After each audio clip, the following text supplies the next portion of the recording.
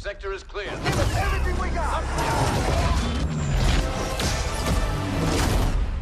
All wings.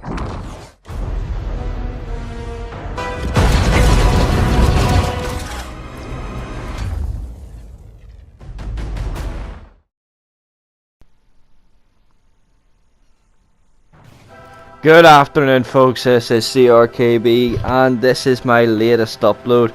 I know a lot of people have been asking me when am I going to upload again, what's going on. Has been busy, sorry, but getting back into the swing of things, and I think with everything going on at the minute with Battlefront 2, with heroes coming out and planets possibly being added in, I think I'll stick with just doing a little bit of, you know, this here. So for now, let me just get underway. This video, personally for me, is going to be the review of this game. It's going to be the difference between what's happened between Battlefront the first in 2015 and Battlefront 2, which we got now. So, let's get underway. Everyone's probably wondering, what's the difference? What is the key difference between Battlefront 1 and Battlefront 2? Majorly, it's like looking back on the PS2 versions. You look at the PS2 versions and there isn't that much difference. The first Battlefront was mainly just soldiers. You didn't get the chance to be the hero. You didn't get to be Luke, Leia, Han, Anakin, Obi, any of them. But whenever Battlefront 2 for the PS2 came out, we got to be the heroes. But not willingly, they were heroes that were added in for our own amusement. So, we then developed this here connection with Battlefront. Star Wars fans all around the world. Battlefront 2 for the PS2 became the game. The campaign. The Order 66 part was what kicked it. That's what gave it that there massive booster, because we got to see it. Not just on the movie, but on a game. We got to see the 501st taking out these Jedi all around the galaxy. We got to see different planets from the movie. We got Utapau, we got Mustafar, we got Coruscant, we got all of them maps. And we're still waiting on these maps for this Battlefront 2 now. But again, people are starting to realise this game isn't the same. EA have now developed this here whole concept of realising that, oh shit, this game is actually what people wanted. Happy days. Maybe it's because we actually just want the clone stuff, lads. EA, please just give us clone era based crack. There isn't much else you can do with the other prequels other than give us maps. You can give us heroes if you willingly want to, but if you are going to do that there, it's going to be difficult. I've had this discussion with so many people asking me, oh, what heroes are they going to bring out next? What heroes? There isn't that many they can give us. People need to realise, yes, loads of light side heroes, not that many dark side heroes. There isn't that many. Even if you look into the Clone Wars, as in the TV series, there still isn't that many. We have Asajj Ventress, Savage Opress, Cad Bane. You could stick in the likes of Greedo again. People then actually that I've spoken to have shouted at me for even suggesting the name Greedo, but okay. You can stick in so many. Light side heroes, on the other hand, you have Mace Windu, you have Qui-Gon Jinn, you have Ahsoka Tano, who seems to be the favourite right now. But I'm not looking for any more heroes. I don't really care. I just want maps. That's all I want. I want maps with a little bit more. That's what I want. I love my Clone Wars maps. I love Kamino. I love Naboo. I love every single map in this game, bar 2. And it's the same 2 that most people will probably agree with me on. I hated Endor in the first Battlefront game. Absolutely hated it with the utmost passion. Mainly because it was a kind of slow moving game. It wasn't a quick base game. So, what I'm going to now say might offend some of the original fans, but Yavin 4 is a terrible map. Terrible. You are either going to win Yavin on the first point or on the second point. That is it. That's the be all end all of it. You can't hold the stormtroopers back at the third point. Sorry, you can't hold them back at the third point. There is no way. It's too open. There's too much open space. The MATSTs will rip everyone apart. You have no chance. There are so many bottlenecks in the third part that all the people have to do is bottleneck each other. Which is different because in the first Battlefront game, you actually couldn't do that. You couldn't bottleneck anyone. There was a little small part on Hoth that you could bottleneck people on, but that doesn't happen no more. You don't get the chance in games to bottleneck. Fair enough. You can spawn trap. It happens all the time. Crate is a main example for spawn trapping. You can just sit and wait and then boom, dead. That's it. First Battlefront you didn't have that in, but this game is completely different from the first Battlefront game. I'm trying to compare the two now because I want to make it clear that this game is so much better. It has taken a long time for EA to fix this, but they're getting somewhere. I'm quite proud of that there, because me personally, I love this game. I love Battlefront. I love Star Wars. I am a Star Wars fanatic. Love Star Wars.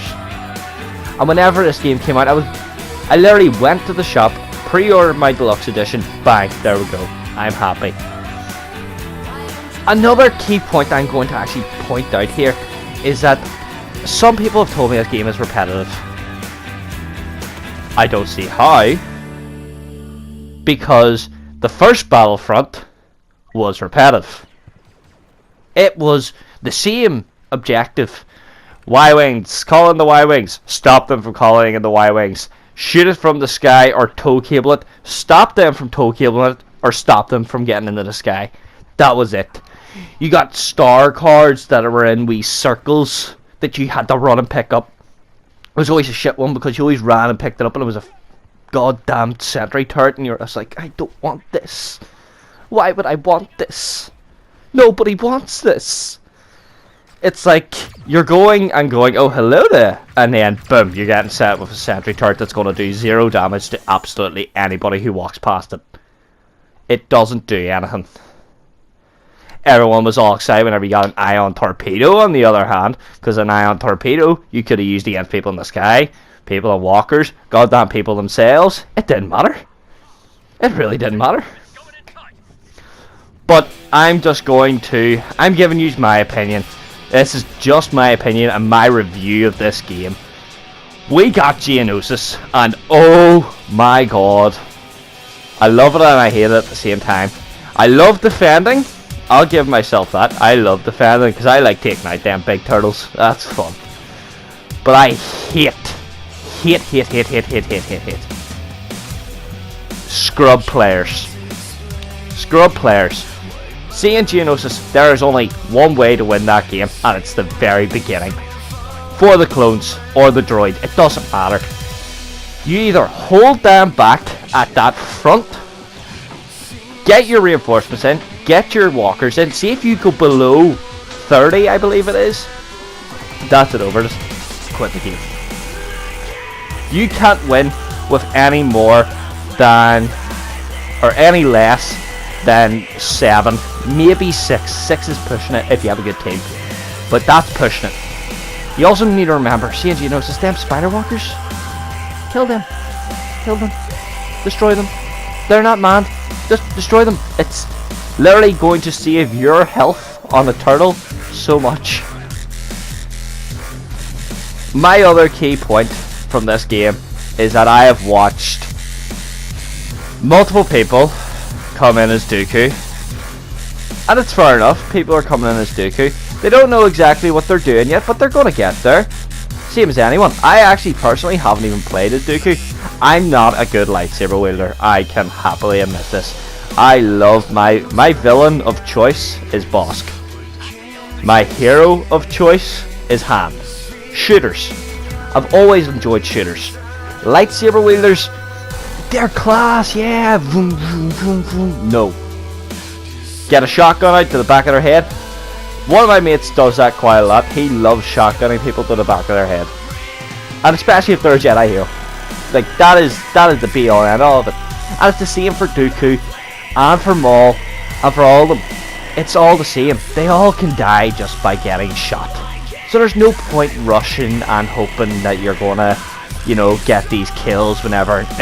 No, you're not. You're gonna get shot back of the head. All it takes is for someone to sneak up behind you and half your health is gone. And if you don't have the right star cards on for your heroes, you're going down. Like, folks, I am not going to rant on for any longer than what is necessary. I just want you to know my opinion. I've killed heroes in this game. I've killed villains in this game.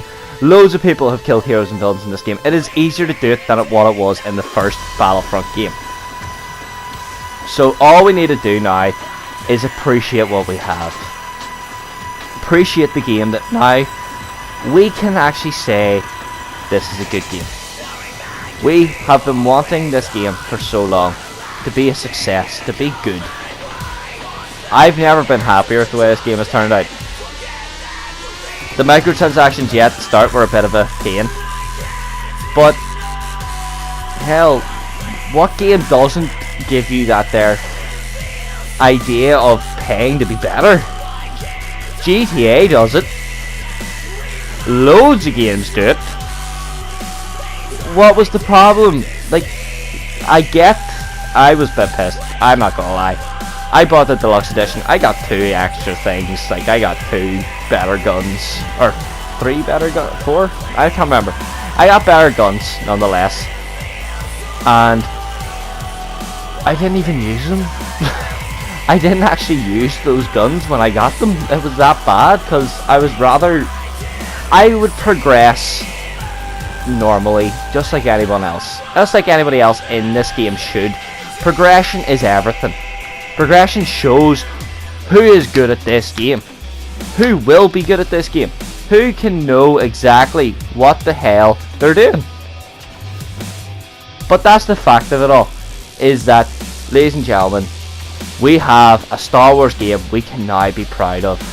I'm proud of this game. I love this game. I've said this now so many times.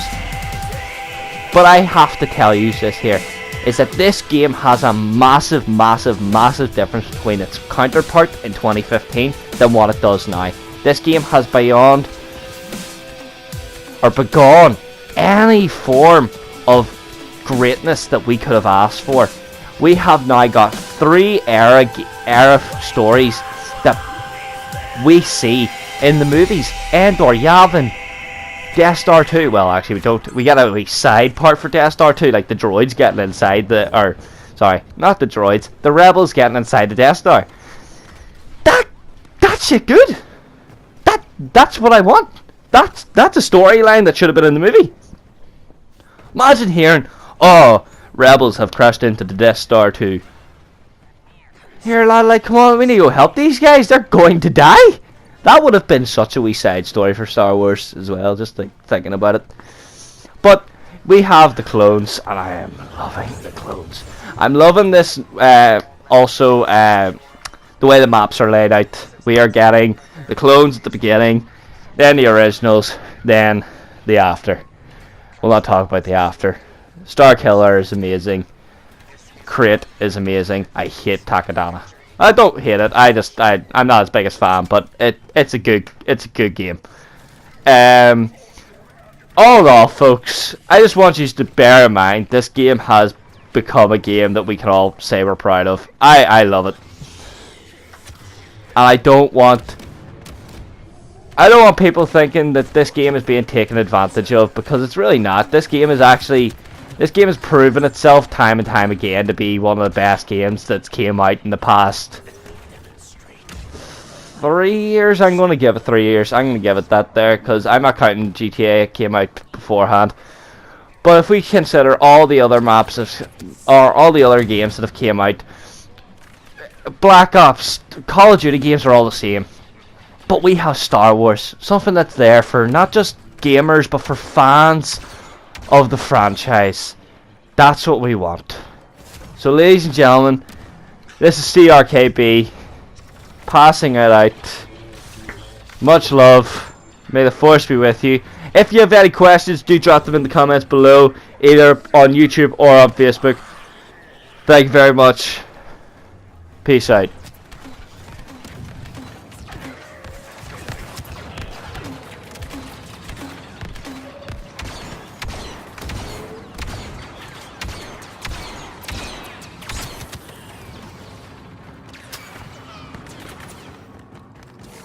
I need no assistance.